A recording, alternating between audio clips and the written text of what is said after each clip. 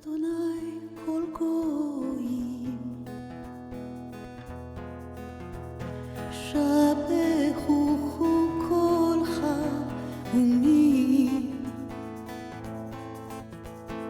ki kafar aleinu chasto ve'emet Adonai le'olam hallelujah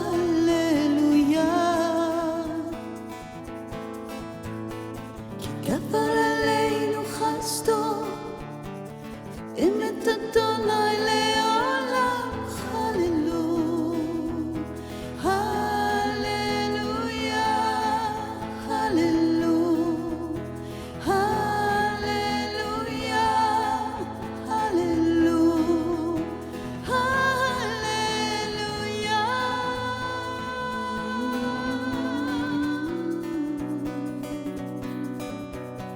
הללו את אדוני כל גויים, הללו את אדוני כל גויים, שבחו.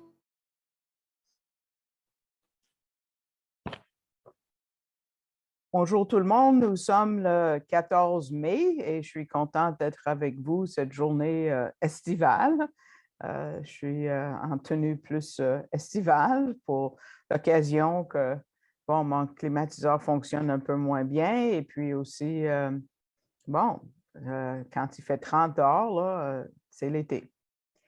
Je suis contente de partager cette portion de Matthieu avec vous parce que contrairement à beaucoup même tous les films que j'ai vus et toutes les images que j'ai déjà vues, des scènes qui sont décrites dans le texte que nous allons regarder ce matin, le grec nous dit tout autre chose.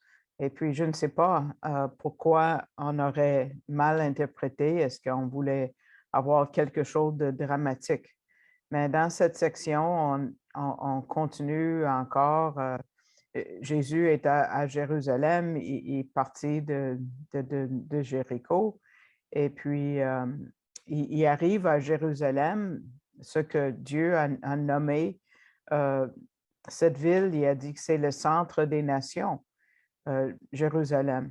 Et il arrive au temple, et puis le temple n'est pas ordonné et pas réglementé comme ça devait être.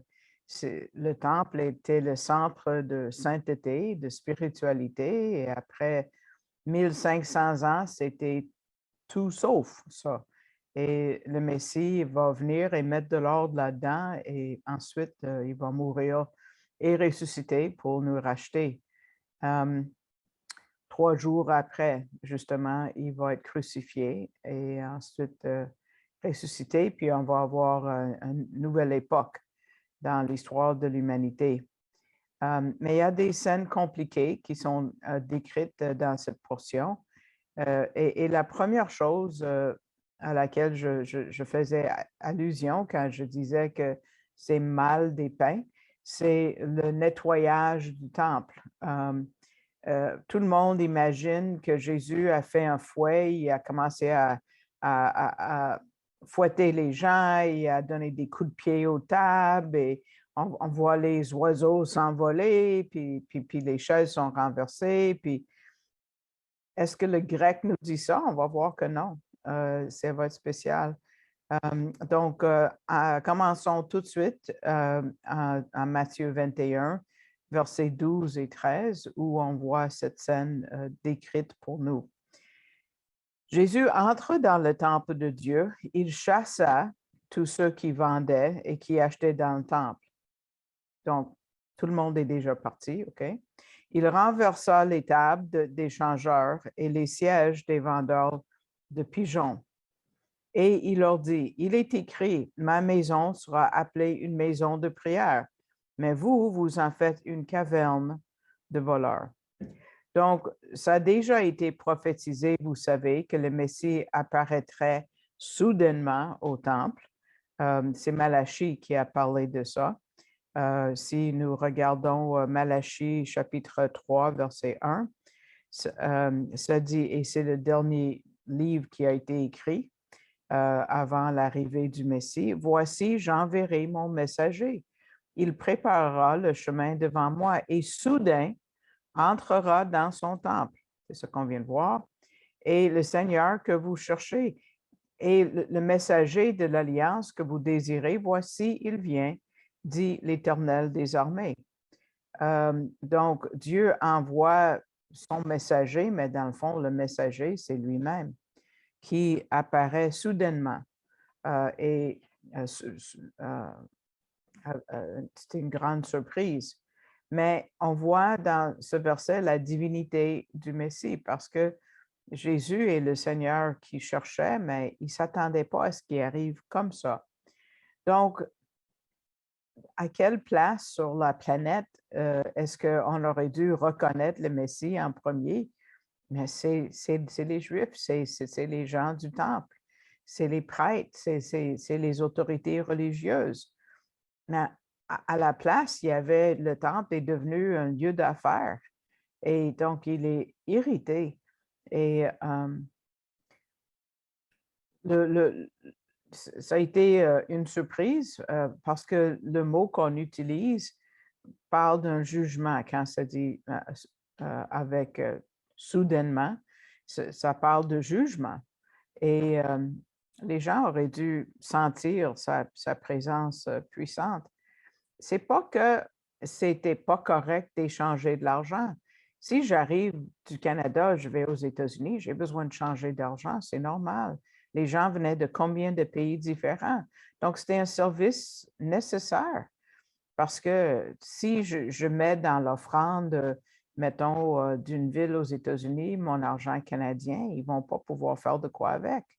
C'est quand des fois nous recevons de l'argent étranger dans l'offrande ici à l'Église, puis qu'est-ce qu'on fait avec ça? Des fois, on ne peut pas l'échanger, ça ne vaut rien. Donc, il fallait changer l'argent. Ça, c'est un service important.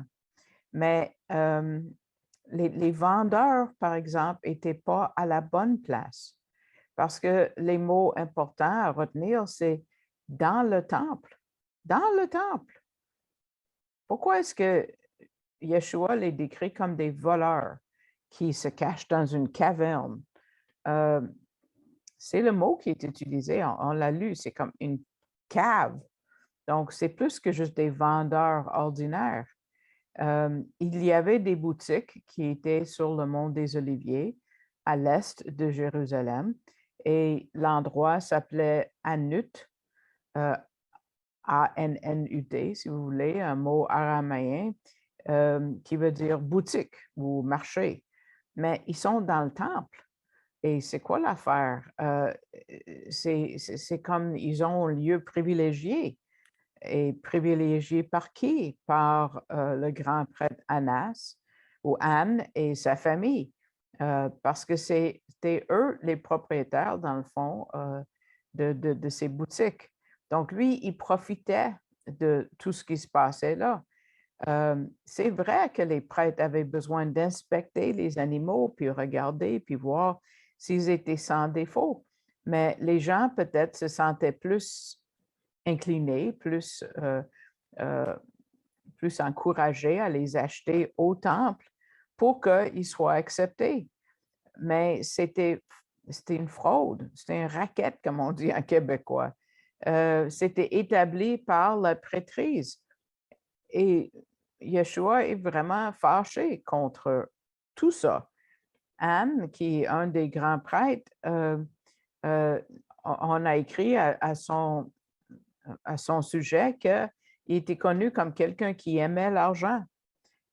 Flavius Joseph, le non-croyant juif du 1er siècle, a dit que c'était un grand, puis c'est un mot que j'utilise jamais, un grand trésorier d'argent. Donc, il ramassait l'argent. Même, il forçait les gens à payer leurs dîmes. Regardez la condition du temple, c'est terrible. Est-ce que Jésus était vraiment fâché?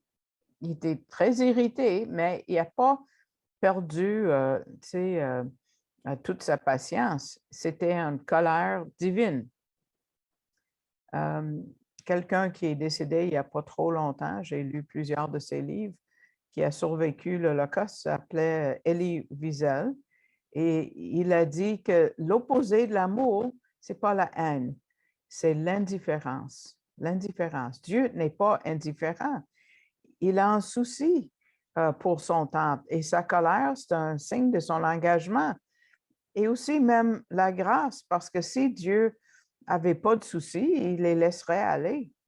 Donc, comment est-ce que ça s'est produit, cet événement-là? Le texte nous dit que, premièrement, tous les gens partent, toutes les personnes. Donc, dans les scènes de films que vous avez vues, ôtez toutes les personnes en premier. OK? Ça, c'est verset 12. Et le mot ekbalo pour les sortir du temple ne veut pas dire violemment, comme bien des films ou même des artistes nous le démontrent. C'est quand un fermier a des ouvriers qui sont dans le champ et il envoie les ouvriers dans le champ. Il n'y a pas de violence là. S'ils ont obéi, c'est parce qu'ils ont ressenti la présence divine. Parce que c'est lui le vrai propriétaire du temple. Donc, il n'y avait pas de résistance. Ce n'est pas les gens qui... Non, pas du tout. Dans l'évangile de Jean, ça dit qu'il a fait un fouet avec des cordes, pas pour fouetter les gens, non, mais pour diriger les animaux, parce que les gens étaient déjà sortis, donc les animaux seraient allés pêle-mêle n'importe où. Et du mot renversé, les gens imaginent que Jésus donne des coups de pied aux tables et aux chaises, mais savez-vous que ce mot ailleurs est traduit par convertir, de ramener à son état d'origine. Tshuva, c'est l'idée en hébreu, de juste retourner. Et c'est ça qu'il faisait. Il retournait l'ordre dans le temple. Il a créé l'ordre du chaos. Il n'a pas créé du chaos où il y avait de l'ordre avant. Donc, changeons nos idées préconçues qui viennent de combien de films et tout ça, là. Donc, quand on traduit le Nouveau Testament en hébreu, on utilise le mot tchouv, tchouva, l'idée de repentance que j'utilise souvent. C'est un retour aux racines. Et il y a de l'ironie dans l'histoire parce que le Talmud, qui est un cahier de récits, d'histoires, disent que 40 ans avant la destruction du temple, donc l'année dont on parle ici, l'année que Jésus a été crucifié et ressuscité, la cour qui a condamné Jésus à la mort a été chapeautée par Anne et toute cette Sanhédrin a été exilée et renvoyée où? Du temple à Anut, la place sur le mont des Oliviers, où il y avait les boutiques. Donc, on a ça à l'écran, une citation du Talmud, où ça dit 40 ans avant la destruction du temple, donc 70 moins 40 fait 30. C'est l'année que Jésus a été crucifié et ressuscité. Le Sanhédrin fut exilé et s'installa à Anut. Donc, c'est clair. Donc, la place où on devait échanger l'argent et vendre des animaux, Anne a été renvoyé du temple et il a été mis à la bonne place. C'est là où on devait vendre des animaux. Hein? Mais rappelons-nous que les prêtres volaient comme deux fois. Ils ont profité du fait que c'était le lieu saint, mais ils ont volé, dans le fond, les bénédictions spirituelles des gens. Et c'était leur devoir premier. Parce que d'apporter les animaux à soi, ça veut dire plus que de tuer un animal qui ne t'appartient pas. Ce n'était pas nouveau dans l'histoire d'Israël. On voit qu'il y a une longue histoire de vol au temple. Si on se rappelle l'histoire de Jérémie, qui devait être lui-même grand prêtre, il était le fils d'un grand prêtre, Donc, il était pour être grand prêtre, mais par rapport à Anne, Jérémie était un homme juste. Et à un certain moment, Dieu a demandé à Jérémie de se mettre à la porte du temple et d'avertir les gens parce que il y avait des choses, des affaires illégales qui se passaient au temple. Et en Jérémie 7, on a quelques versets. Je vais vous lire le verset 2 où ça dit « Écoutez la parole de l'Éternel, maison de Jacob, et vous, toute famille de la maison d'Israël. » Donc, il parle à tous les Juifs. Et les Juifs disaient, mais tant aussi longtemps que le temple est debout, on est protégé. Donc, regardons à la diapo ce que le verset 4 dit.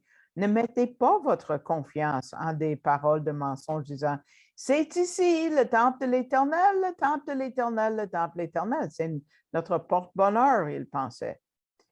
Il continue au verset 11, cette maison qui est appelée de mon nom, est-il quoi une caverne de voleurs? Ah, Jésus a utilisé ces mots-là. À vos yeux, moi aussi, voici, je l'ai vu, dit l'Éternel. Donc, c'était déjà une caverne de voleurs à l'époque de Jérémie. Donc, pour conclure, Dieu donne une promesse que un jour, ça va être fini tout ça, là. Tout ce marchandage, ça va être terminé. Et c'est dans un passage qui parle du royaume messianique que nous voyons en Zacharie. Le dernier verset de Zacharie, vous qui étiez avec moi quand j'ai passé à travers les petits prophètes, peut-être vous vous rappelez qu'il y avait une différence dans la traduction d'un des mots. Il n'y aura plus de marchands. Il y a des traductions qui disent il n'y aura plus de Cananéens dans la maison de l'Éternel des armées en ce jour-là. Mais il faut dire que les Cananéens étaient des marchands. Et puis, mais c'est ce qui arrive quand on se tourne le dos aux choses de Dieu et on essaie de profiter des choses saintes. Finalement, ça va être dans le royaume messianique, oui, une maison de prière pour toutes les nations. Dans le verset 14, on arrive à d'autres choses. On voit que des aveugles et des boiteux s'approchèrent de lui dans le temple. Anodin, n'est-ce pas? Non, pas anodin. Et il est guéri. Donc, la place où ça a eu lieu, c'est la place, l'esplanade que vous voyez à droite en bas, la place ouverte là. Et puis, c'est le côté sud. Et on l'appelait le porche de Salomon ou la cour commune. Et quand on voit les apôtres au début du livre des Actes, chapitre 5, les apôtres enseignaient, essayez de les imaginer là, dans cette cour-là. D'ailleurs, le modèle que nous voyons, c'est dans un musée à Jérusalem que vous pouvez voir. Mais les aveugles n'avaient pas le droit d'aller plus loin que la cour des gentils. Donc, vous voyez la flèche en haut. Ici, la cour des gentils, c'est ça. Et plus haut, c'est la place que je viens de vous montrer. OK? Et là, il y a quelques portes. Tu vois la porte d'offrande, de flamme, de tout ça. Et là, vous voyez la flèche qui va vers le bas, la cour des femmes. Donc, ça, c'est la limite où les femmes pouvaient aller. À la gauche de ça, vous voyez les demi-cercles, ce sont les marches. Hein? Donc là, les femmes devaient rester dans cette section à droite et les hommes juifs pouvaient passer par les marches qui sont là pour entrer à gauche. Et là, la cour d'Israël, donc tous les Juifs de partout, c'était leur place, mais ils ne pouvaient pas aller n'importe où non plus parce qu'il y a d'autres. Quand vous passez plus loin que l'autel, qui dit Altar of Burnt Offerings dans l'image, il y a la place qui est sainte avec des marches aussi. Et là, il y avait juste les Lévites qui pouvaient aller par ces marches-là pour entrer dans l'autre place. Et la place au cœur de tout ça, il y avait juste un homme qui pouvait entrer dans le Holy of Holies, qui est marqué le lieu très saint, une fois, un peu plus à gauche, une fois, oui, là, juste un jour par année. Donc, c'est très restreint tout ça. Donc, le fait que les aveugles et les boiteux arrivèrent à Jésus à ce moment-là avait beaucoup de sens parce qu'ils ne pouvaient pas aller plus loin. Ils étaient limités par les cours qu'on vient de vous montrer, mais Jésus est leur vraie porte, est la vraie porte pour eux. Qui d'autre est là? Des enfants. Et là, c'est donc spécial parce qu'ils sont de retour avec un chant vraiment spécial. Donc, regardons versets 15 et 16 de Matthieu 21.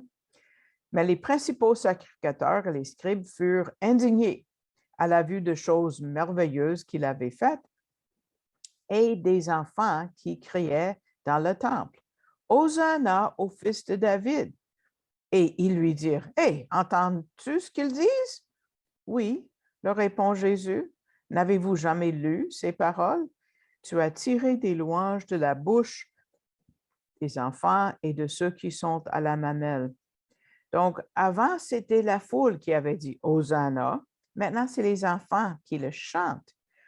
Ils appellent Yeshua et le proclament comme le Messie, mais ils le proclament Dieu aussi, on va le voir. Le mot Hosanna, c'est la même racine que Yeshua, qui veut dire sauver. Yeshua veut dire salut. Mais comment est-ce que les enfants connaissaient ce chant-là? C'est l'Esprit de Dieu qui était à l'œuvre, puis d'une façon merveilleuse. Vous voyez, ça, c'est marqué dans le verset 15, des choses merveilleuses, à la vue des choses merveilleuses. C'est juste un mot dans le grec et c'est trouvé uniquement ici. C'est un adjectif qui décrit toutes les œuvres et les mots de Jésus. Donc, cependant, bien que ce mot exprime l'étonnement en grec séculier, il exprime également une attitude de critique, de doute, de censure que le prêtre en chef et les scribes ont exprimé. C'est la première d'une longue série de groupes qui en viendront à défier et à nier toutes les choses merveilleuses au sujet du Messie. Mais ici, nous les trouvons indignés, en colère, et en demandant à Yeshua d'intervenir. Arrêtez les enfants de dire ces choses-là. Ils n'avaient pas d'argument, mais un faux sens de l'histoire et de la tradition qui, selon eux, ne devait pas être brisé, même face aux merveilles et aux miracles. Mais Jésus les ramène à la racine. Encore là, d'où vient ce chant-là? Les enfants ne l'ont pas inventé. D'abord, Jésus dit, « N'avez-vous pas lu? » Ça, c'est l'expression qui m'a touchée le plus. Le premier jour que j'ai regardé le Nouveau Testament, le livre de Matthieu, que j'ai lu sous ma couverte dans mon lit avec une lampe de poche, « N'avez-vous pas lu? » Ça m'a frappé plus que toute autre chose dans Matthieu. Jésus avait lu. Moi, je pensais qu'il a inventé une nouvelle religion. Donc, il dit, n'avez-vous pas lu? Parce que oui, ils ont, tu sais, les leaders avaient lu l'histoire d'Israël avec Jérémie et Ézéchiel. Et s'ils avaient vraiment lu tout ça avec soin, et les petits prophètes et tout, ils auraient été outragés à eux-mêmes. Donc, Jésus cite le psaume 8, verset 2. Et il dit, tu as tiré des louanges de la bouche des enfants et de ceux qui sont à la mamelle. C'est une prophétie, mais Jésus ne le cite pas tel que c'est écrit. Dans le psaume 8, et j'ai dû chercher dans plusieurs traductions d'ailleurs, dans le français courant, tu ne vas pas le trouver, ou même de Louis II. Donc, psaume 8.2, ça dit par la bouche des petits-enfants de ceux qui t'aident, tu as fondé ta force. C'est le mot force qui est important ici. OK? Mais ce qui est marqué dans Matthieu 21, que Jésus dit, tu as tiré des louanges de la bouche des enfants et de ceux qui sont à la mamelle. il change le mot force pour le mot louange, pour peut-être deux raisons. Premièrement, pour que le passage soit plus familier avec eux, pourquoi? Parce que leur traduction araméen avait le mot louange dedans. Un Targum qui est marqué à droite, c'est la traduction araméenne. Et qu'est-ce qui est marqué pour ce même verset? Ô Dieu, notre Seigneur, comme ton nom est exalté et loué. Donc, Jésus a utilisé le mot loué sur toute la terre. Vous qui avez fait votre louange, c'est la même idée, plus haut que les cieux. Et là, on voit le mot force. Par la bouche des jeunes et des tétés, vous avez fondé la force. Donc, tu vois, le mot louange, ce n'est pas dans le texte original, à gauche complètement. Louange n'est pas là. En rouge, vous voyez le mot force. OK? Donc, mais Jésus a ajouté le mot louange parce qu'eux, ils utilisaient le texte qui est à droite avec, tu vois, le mot louer comme deux fois. Donc, qu'est-ce que Jésus voulait faire? Il voulait qu'ils se rendent compte que ce verset-là parle de Dieu. Ô Dieu, notre Seigneur, ton nom. Donc, les enfants disaient Jésus est Dieu. Les enfants ont reconnu des affaires que des adultes savants devaient. Donc, parce que ces versets-là sont attribués à Dieu. Donc, mais le contexte du psaume 8, c'est le jugement des nations. Donc, Jésus ne voulait pas utiliser le mot force. Donc, il a changé ça pour louange. Parce qu'il est venu quoi? Pour sauver. Les Juifs aujourd'hui nous demandent dans les rues quand on leur témoigne, mais si Jésus était le Messie, où est la paix? Ben, il n'est pas là encore pour dominer dans la paix, dans un sens. Il est venu nous racheter en premier. Donc, oui, c'est un peu complexe tout ça, là, mais si on peut se rappeler juste une chose, c'est que Dieu opère d'une façon merveilleuse. Et dans le même psaume, 8, c'est marqué deux fois que ton nom est magnifique et merveilleux sur toute la terre. Donc, quand David a écrit ce psaume, quand il a écrit ça, il a dû dire, wow, Dieu, il y a quelque chose de spécial. Tu vois, David avait juste une portion minuscule des Écritures si on regarde tout ce que nous avons aujourd'hui. Mais comment ça doit nous émerveiller, nous qui avons tout le témoignage de Dieu. Ce qui suit dans le texte, c'est une série de dénonciations du mauvais leadership qu'Israël vivait avec depuis longtemps, des siècles. On va voir le leadership de plusieurs groupes venir avec des arguments, des objections, auxquelles Jésus répond plus ou moins, parce que c'est déjà trop tard. Ils ont déjà pris leur décision nationale. Il va juste utiliser leurs mots pour leur montrer qu'ils passent à côté du peuple et comment ils ont malmené la congrégation. La première dénonciation parle du figuier et peut-être vous êtes familier avec ce symbole, on va le regarder en profondeur ce matin. Donc, le verset 18 et 19. Le matin, en retournant à la ville, il eut faim et voyant un figuier sur le chemin, il s'en approcha. Mais il n'y trouve que des feuilles et lui dit que jamais fruit ne naisse de toi. Et à l'instant, le figuier sécha. Wow! Beaucoup de commentateurs, dans beaucoup de vos commentaires que vous avez peut-être chez vous, vont dire « Jésus maudit la nation d'Israël ». Parce que le figuier représente Israël, Jésus a maudit Israël. Mais non. Il y a beaucoup d'autres arbres et d'autres symboles qui symbolisent Israël. Le figuier, c'est une facette d'Israël. Il y en a d'autres. Les rabbins ont dit, il y a le figuier, il y a l'olivier, il y a le vigne, il y a le cèdre, il y a le palmier. En Jérémie, on voit l'amandier. Chacun, c'est une facette, même une mission d'Israël. Et dire que tout Israël est maudit parce que Jésus a séché un figuier, c'est très exagéré.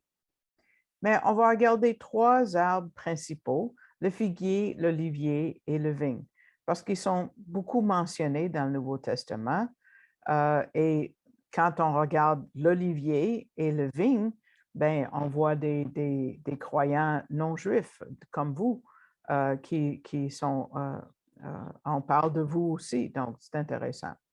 Donc, on commence par le figuier. Qu'est-ce que le figuier représente? Mais on le voit mentionné plus de 40 fois dans les Écritures et ça représente Israël national en Michée, en Zacharie, Habakkuk et Amos.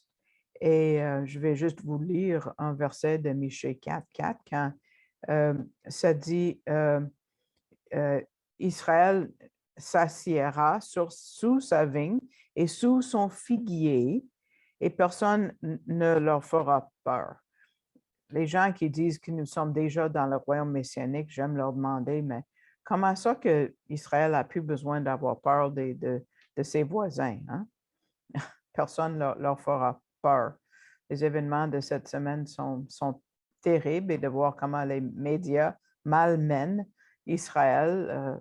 On a même du film qui démontre probablement que c'est un Palestinien qui a tué la journaliste célèbre, mais ils veulent accuser les Juifs, bien sûr.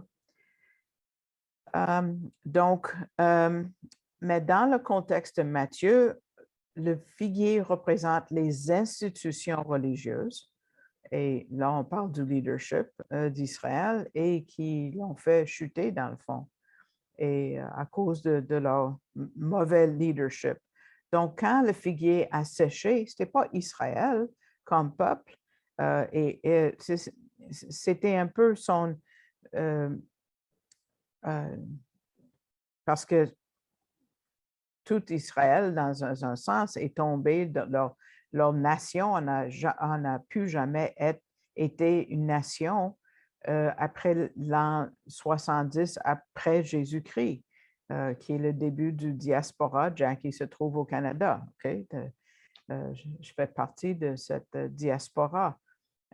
Mais ce n'est pas tout Israël. Est-ce que tout Israël est fini? Non, je suis là. Hein? Donc, plus tard, dans Matthieu 24, quand on arrive là, ça va être le fun parce que c'est vraiment tout plein de prophéties. Mais il donne une suite à ça. On fait un petit saut vers l'avenir dans nos études. Instruisez-vous par une comparaison tirée du figuier. Dès que ses branches deviennent tendres et que les feuilles poussent, vous connaissez que l'été est proche. Donc, Israël va rester sec jusqu'au début de l'été, parce que tous les figuiers restent secs dans un sens jusqu'au début de l'été. Quand est-ce qu'Israël est redevenu un pays? Ben, en 1948.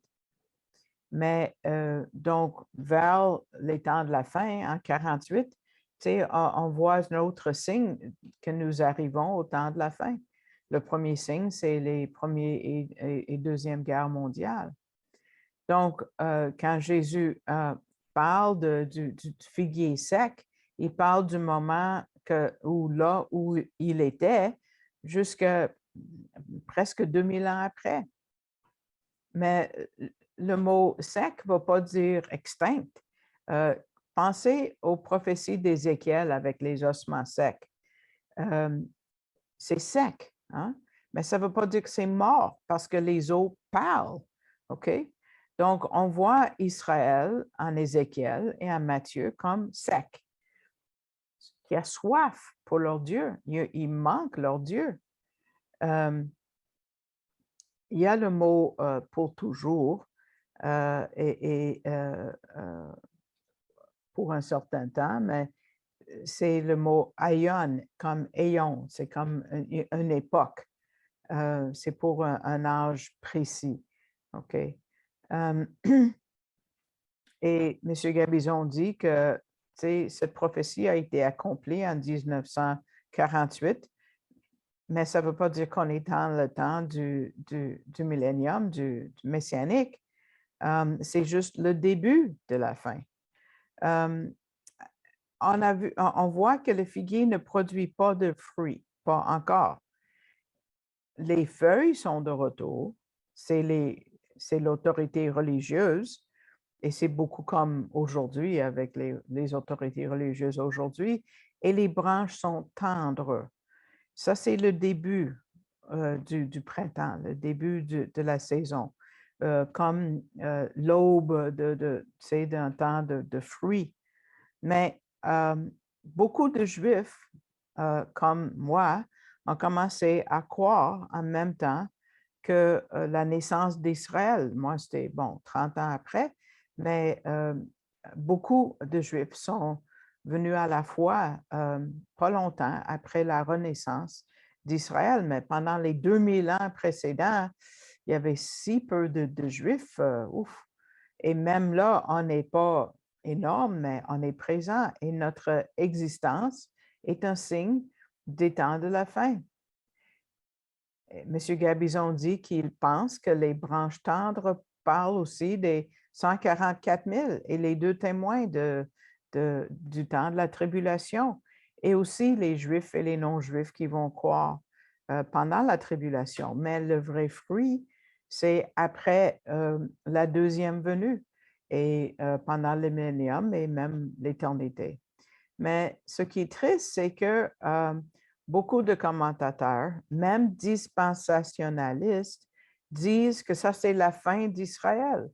Et Jésus enlève des bénédictions à Israël et il les donne à l'Église.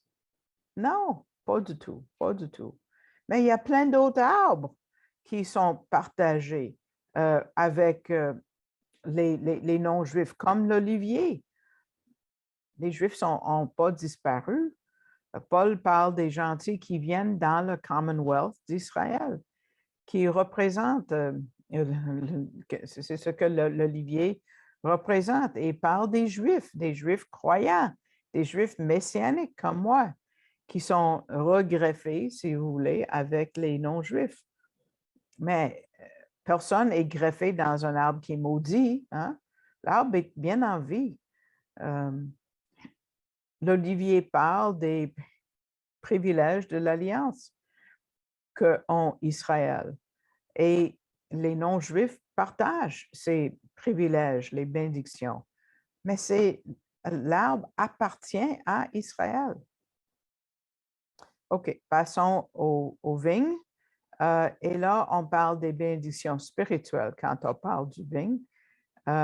Et on sait que Jésus est le vrai vigne quand il a dit, pensons à ce que nous avons lu en Jean 15, « Je suis le cep, vous êtes les sarments, celui qui demeure en moi et en qui je demeure porte beaucoup de fruits, car sans moi, vous ne pouvez rien faire. » Maintenant, les croyants juifs et non-juifs partagent le Messie d'Israël et partagent le Commonwealth d'Israël.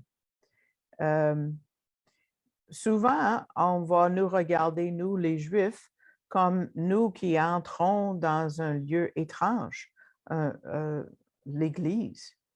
Non, nous sommes retournés à notre racine et nos racines spirituelles, nos racines nationales. Souvent, on a mis Israël, l'opposé d'Israël comme étant l'Église. C'est pas vrai, c'est pas ça l'histoire. Dans les Écritures, un fait partie de l'autre dans un sens. Moi, je fais partie d'Israël, je fais partie de l'Église. L'Église est composée des Juifs et des non-Juifs croyants. Et l'Église ne remplace pas Israël. L'Église confirme Israël. Et Israël, éventuellement, va prendre sa place comme étant la nation sainte, la nation des prêtres, dans le royaume messianique. Le mot pour tendre en hébreu, comme on voit, même si c'est écrit en grec, Matthieu 21, une branche tendre, ça vient de Ésaïe 53, verset 2, quand ça dit qu'il est comme un rejeton, une petite branche tendre, parce qu'il va être persécuté, crucifié, mais il va porter fruit. Tout comme le corps du Messie, nous sommes aussi cette petite branche tendre. On voit plus de fruits, plus on mature, mais quand même, on porte du fruit. Avant de quitter cette section, il y a un récit semblable dans l'Évangile de Marc. Vous qui suivez avec Jacques Abison à Beth-Ariel maintenant en français, vous pouvez écouter. Il a commencé l'Évangile de Marc samedi dernier, il continue aujourd'hui. Donc, vous allez sur YouTube et vous cherchez Beth-Ariel Montréal et vous allez trouver la liste d'écoute en français. Vous allez avoir le français. Lisons ensemble Marc 11, verset 13, où on parle du même récit. Apercevant de loin un figuier qui avait des feuilles, il allait voir s'il y trouverait quelque chose. Et s'en étant approché, il ne trouva que des feuilles, car ce n'était pas la saison des figues. Mais les gens attaquent le Messie. Hey, il est souverain, il connaît tout. Comment ça qu'il ne sait pas qu'à cette époque-là, il n'y avait pas de figues? Ce n'était pas la bonne saison. S'il était vraiment Dieu, omniscient, il aurait dû savoir tout ça. Mais ce sont les gens qui se parachutent au milieu d'un passage et essaient de tout interpréter sans regarder le contexte. Ça n'a pas de bon sens. C'est comme quelqu'un qui arrive à la toute fin d'une conversation, entend les 4 derniers mots et qui embarque là-dedans sans comprendre le contexte. C'est de la folie, c'est pas sage.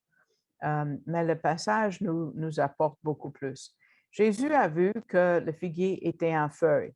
Hein? Nous avons le chant, l'arbre est dans ses feuilles, Marilon, Marilé, l'arbre est dans ses feuilles, Marilon, Dondé, c'est un signe quand un arbre est dans ses feuilles.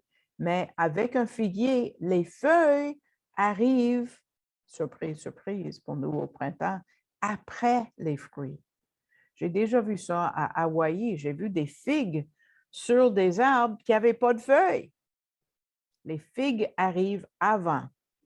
Quand tu vois des feuilles, tu dis, mais peut-être il reste quelques fruits ici et là. Donc, c'est pour ça qu'il est allé voir. Peut-être il reste quelques figues. Non, mais il n'y a pas pu.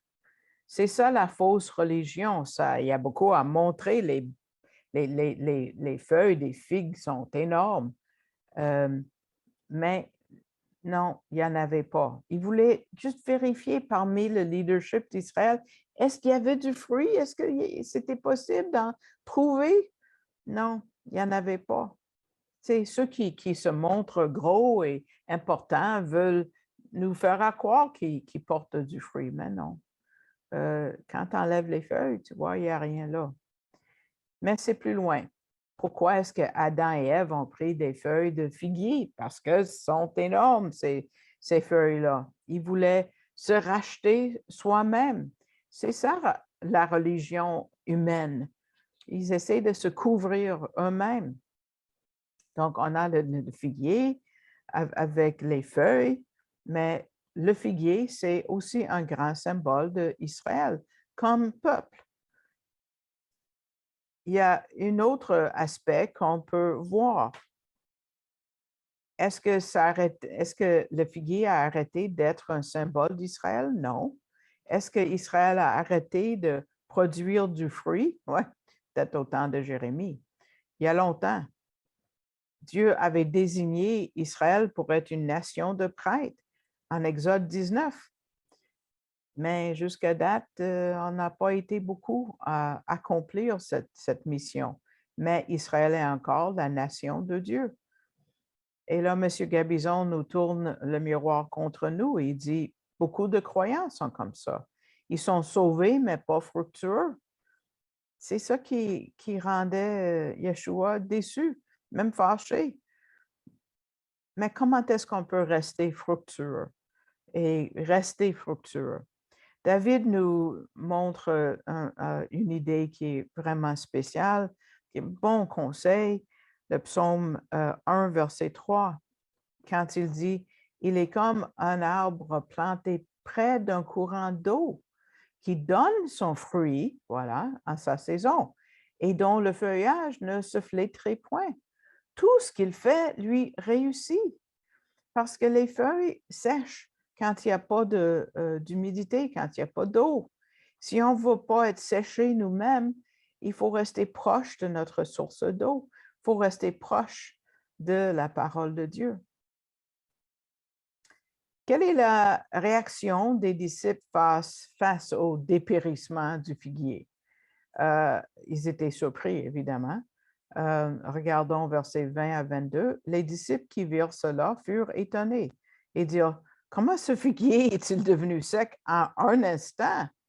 Jésus leur répondit, je vous le dis en vérité, si vous aviez de la foi et que vous ne doutiez point, non seulement vous feriez ce qui a été fait à ce figuier, mais quand vous diriez à cette montagne, ôte-toi de là et jette-toi dans la mer, cela se ferait. Tout ce que vous demanderez avec foi par la prière, vous le recevrez. Donc, on commence avec la réaction des disciples en parlant de la vitesse à laquelle ça a séché. Tout de suite, on pense au temple, toute la société qui a été détruite en très peu de temps. En moins de 40 ans, tous les leaders avaient plus de congrégation, plus de temple auquel ils pouvaient servir. Dans l'année 70, le temple a été détruit. En 132 après Jésus-Christ, Jérusalem a été rasé, si vous voulez, fini. Le nom d'Israël a été changé à Palestine, misère. Donc, de la même façon, la nation d'Israël va renaître un jour. Et on le voit en Ésaïe, encore vite, vite. Ésaïe 66, verset 8, dit à l'écran, la diapositive, qui a jamais entendu pareille chose? Qui a jamais vu rien de semblable? Un pays peut-il naître un jour? Une nation est-elle enfantée d'un seul coup? À peine en travail, si on a enfanté ses fils. Wow!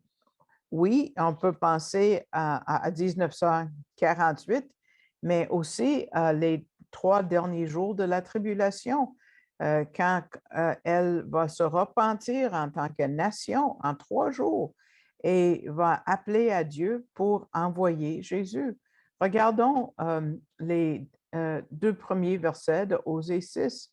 Et le verset d'avant parle de comment ils doivent retourner à Dieu.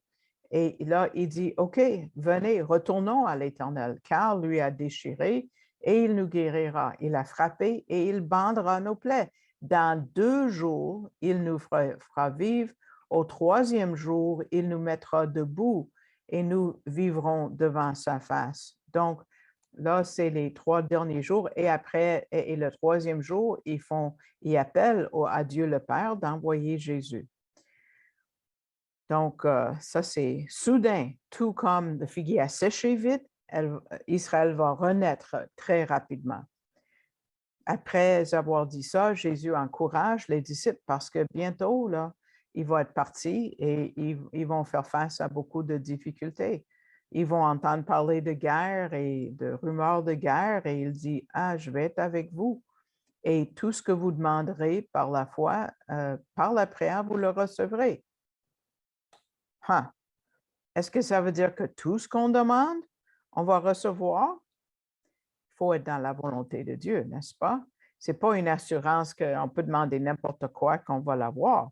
Harry Ironside, un prédicateur très célèbre, a dit « Prier avec foi implique que nous prions conformément à la volonté révélée », ça veut dire tu connais la parole, la volonté révélée de Dieu, et que nous ne considérons pas l'iniquité dans nos cœurs, parce que nous, on a des mauvais désirs tous les jours de notre vie. il faut être branché sur la parole de Dieu. La seule volonté révélée de Dieu, ce sont les Écritures. Il n'y a pas de nouvelles révélations. Non, non, non. Donc, est-ce que vous vous rappelez ce qu'on a discuté plus tôt en Matthieu quand il a dit à Pierre et dans le fond aux autres apôtres, quand il a dit « Ce que vous liez sur la terre aura été déjà lié au ciel ».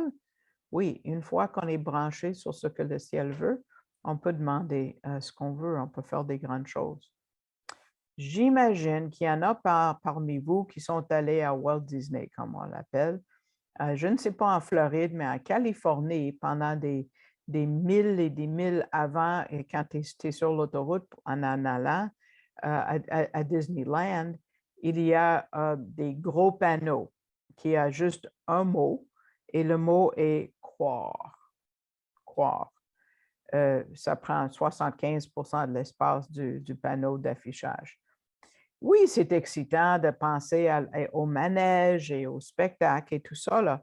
Mais Disney demande aux gens d'arrêter leur incrédulité pour un temps, d'entrer dans leur royaume magique enchanté et faire de la récréation. La parole de Dieu, quand ça dit de croire, nous demande de suspendre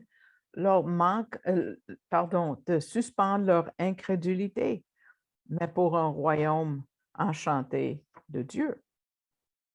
Oui, il va y avoir des guerres, des rumeurs de guerre, mais Yeshua est de notre côté et on sait où on s'en va.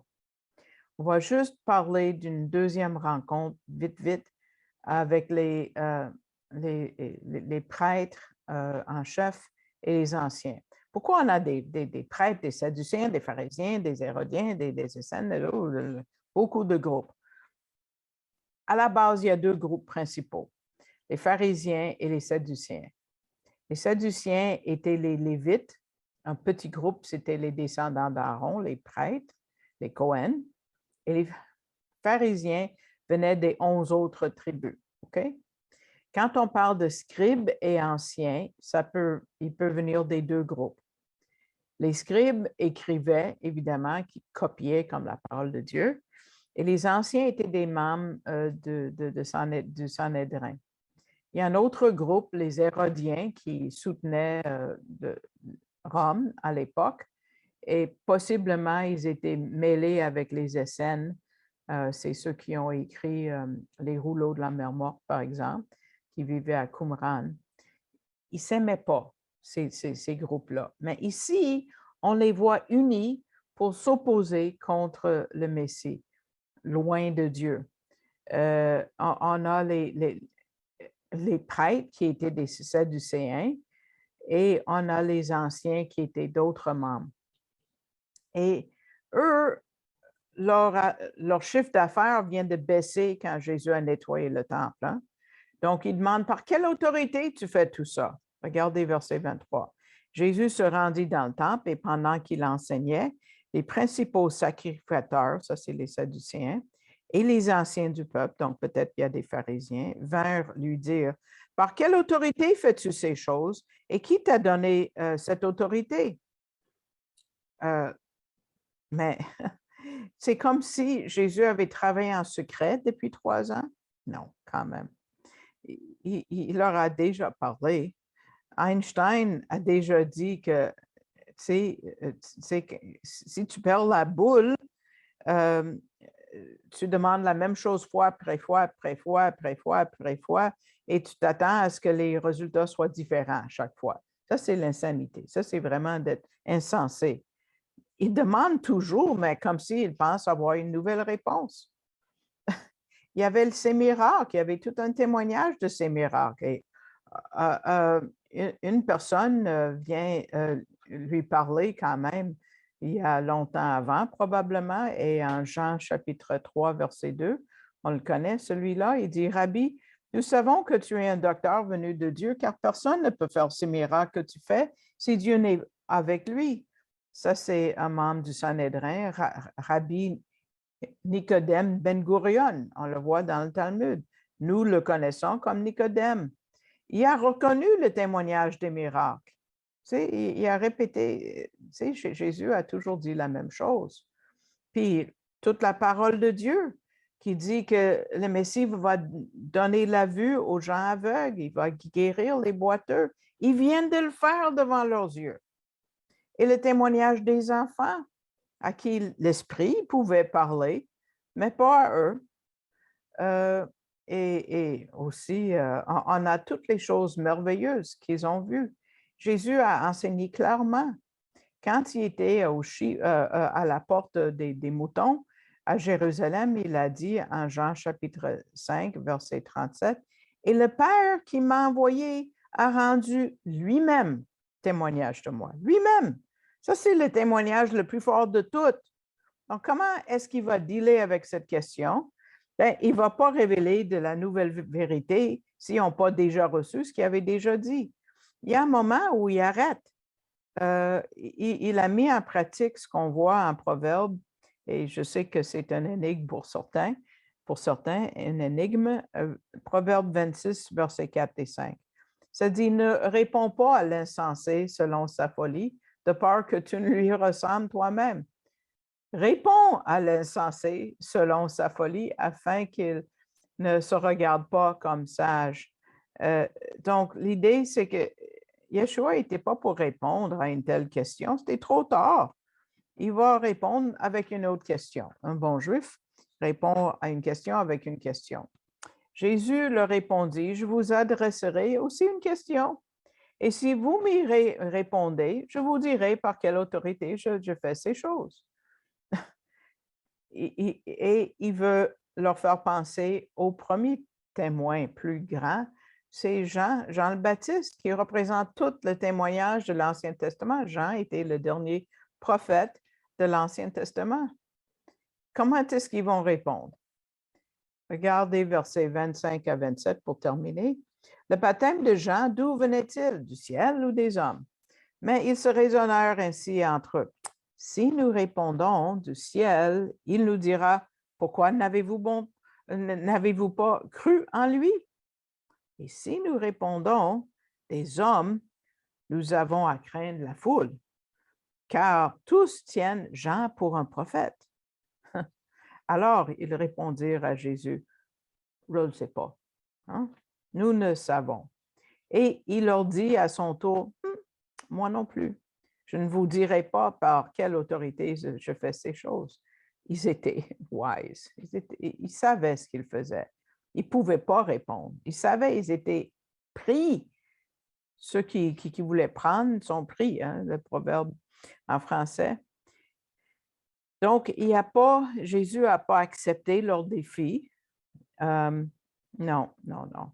Et il n'a même pas dit quel mensonge vous venez de me poser. C'est un refus de toute façon. Et il dit, moi non plus, je ne vous dirai pas.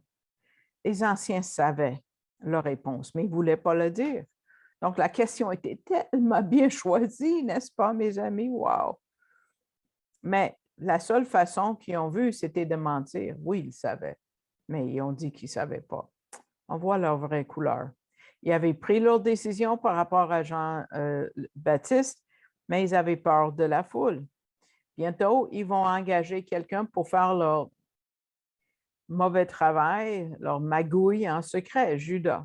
Il va le faire la nuit pour que la foule ne soit pas présente. Mais sauf que Judas ne va pas pouvoir être le témoin qu'ils veulent parce qu'il va se suicider avant le procès. Mais il y a beaucoup de choses irrégulières qu'on va voir et ça commence avec ce mensonge. Donc, jusqu'à date, ce matin, on a vu ce qui fâche Jésus. Ce qui le frustre, c'est quand on prend sa demeure et on le malmène. Il le nettoie, il le remet en ordre. Mais M. Gabizon nous fait penser à nous-mêmes et il dit, avons-nous pensé au fait que nous, aujourd'hui, nous sommes son temple? Comment va le temple? Est-ce qu'on a chassé ceux qui sont dans les magouilles, ceux qui échangent l'argent et des fraudeurs? Est-ce qu'on a permis à Yeshua de nous nettoyer? On a aussi vu le figuier qui ne porte pas de fruits, qui a séché. Comment allons-nous maintenant? Est-ce qu'on porte du fruit? Oui, c'est un facette de la nation d'Israël et ça a pris beaucoup et ça va prendre beaucoup de temps et on commence à porter fruit, mais Dieu est patient. Mais si on veut l'écouter, si on veut porter du fruit, il faut l'écouter. Il faut être branché à la parole de Dieu. On est comme ce figuier, mais Dieu est patient. Il veut nous nettoyer.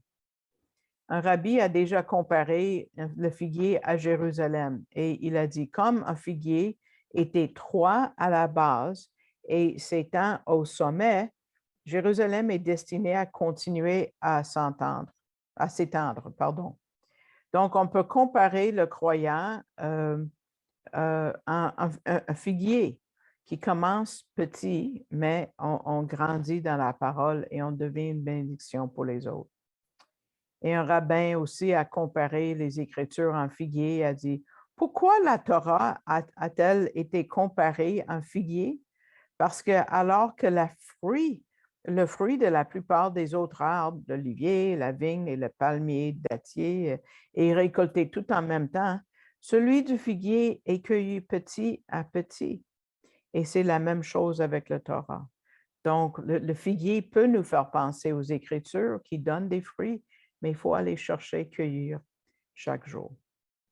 Donc, je vous laisse avec ça et puis on passe à juste un rappel encore, un grand merci à ceux qui ont à cœur de soutenir le ministère. Je l'apprécie grandement et tous les dons que vous envoyez. Merci beaucoup. Et puis, si vous avez à cœur de le faire et vous ne l'avez pas encore fait, vous pouvez aller sur la page web de arielcanada.ca, cliquez sur le drapeau français et ça va vous amener à Canadon. Et puis, vous pouvez faire un don en allant, en cliquant sur Donner. Puis ensuite, vous allez voir un menu qui se tire vers le bas et vous pouvez choisir mon nom à ce moment-là. La prochaine diapo, oui. Et puis, vous pouvez faire un don par carte de crédit. Si vous envoyez un don au bureau, je vous demande toujours d'écrire un petit papier avec qui a mon nom dessus parce qu'on a des nouvelles personnes qui ne savent pas nécessairement si le don va à moi ou au bureau ou à quoi que ce soit. Donc, s'il vous plaît, il faut inclure un papier. Donc, merci beaucoup et puis à la prochaine.